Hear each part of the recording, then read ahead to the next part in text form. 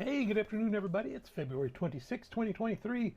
We are in the Old Testament, and we're going to start the book of Exodus today. We're going to read chapter 1, verse 1 through 21. Exodus, the exit is what that word means, so appropriate because this is the nation of Israel coming out and exiting out of Egypt, where they've been for about 400 some years.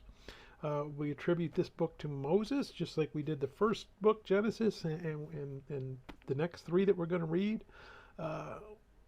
Yesterday we said that clearly Moses didn't actually experience all the stuff in Genesis, so he was writing down what that oral tradition that was being handed down. That's the belief, and then he wrote this Exodus from his own experience, and Leviticus and Numbers and Deuteronomy. And then somewhere around in the middle of Deuteronomy, it shifts over, and we think Joshua started writing it. Again, we saw at the end of Genesis, the Israelites came into Egypt. There was a big famine. Joseph had risen up to a point that he could take care of them. He brought them in. They were given a good piece of land. They were allowed to raise their livestock and become shepherds for the Egyptians. Kind of a mutually beneficial arrangement. Israelites had protection. They had a chance to grow and develop. And the Egyptians got some free labor.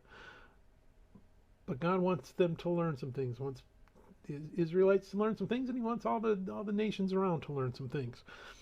Israelites, He wants them to learn not to trust in pharaohs and kings and earthly rulers. Yeah, they had a nice one that brought them in and gave them some good stuff and left them basically alone, but that very quickly started changing a little bit. And as we see here, when we start here about 400 years later, they're being greatly oppressed. And well, when we saw the beginning of Joseph's story, some of the nations in Canaan were starting to look at that big family of Jacob's and saying, you know what, they're getting pretty powerful. We need to maybe keep an eye on them. Well, now the Egyptians are in that part. Now the Israelites are becoming a nation, and the Egyptians are starting to say, you know what, there's almost more of them than there are us. So they're starting to oppress them now. In fact, they want to start trying to limit their population. And we see that Pharaoh tries to take some steps to have the boys killed as soon as they're born, but God thwarts it. So let's go ahead and we're going to read Exodus chapter 1, verse 1 to 21. Now these are the names of the children of Israel who came to Egypt. Each man in his household came with Jacob: Reuben, Simeon, Levi, and Judah; Issachar, Zebulun, and Benjamin; Dan, Naphtali, Gad, and Asher. All those who were descendants of Jacob were 70 persons, for Joseph was in Egypt already.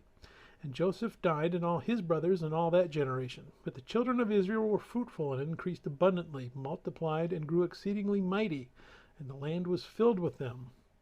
Now there arose a new king over Egypt who did not know Joseph. And he said to his people, "Look, the people of the children of Israel are more and mightier than we. Come, let us deal shrewdly with them, lest they multiply, and it happen, in the event of war, that they also join our enemies, and fight against us, and so go up out of the land."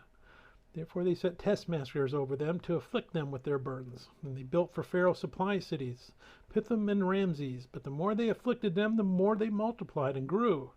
And they were in dread of the children of Israel. So the Egyptians made the children of Israel serve with vigor. Made the children of Israel serve with rigor. Sorry, not vigor. And they made their lives bitter with hard bondage. In mortar, in brick, and in all manner of service in the field, all their service in which they made them serve was with rigor. Then the king of Egypt spoke to the Hebrew midwives, of whom the name of one was Shiphrah, and the name of the other Puah. And he said, "When you do the duties of a midwife for the Hebrews women, and see them on the birth stools, if it is a son, then you shall kill him. But if it is a daughter, then she shall live." But the midwives feared God, and did not do as the king of Egypt commanded them, but saved the male children alive. So the king of Egypt called for the midwives, and said to them, "Why have you done this thing, and saved the male children alive?" And the midwives said to Pharaoh, "Because the Hebrew women are not like the Egyptian women, for they are lively, and give birth before the midwives come to them." Therefore God dealt well with the midwives, and the people multiplied and grew very mighty. And so it was, because the midwives feared God, that He provided households for them. May God bless the reading of His word, and may God bless you. Bye.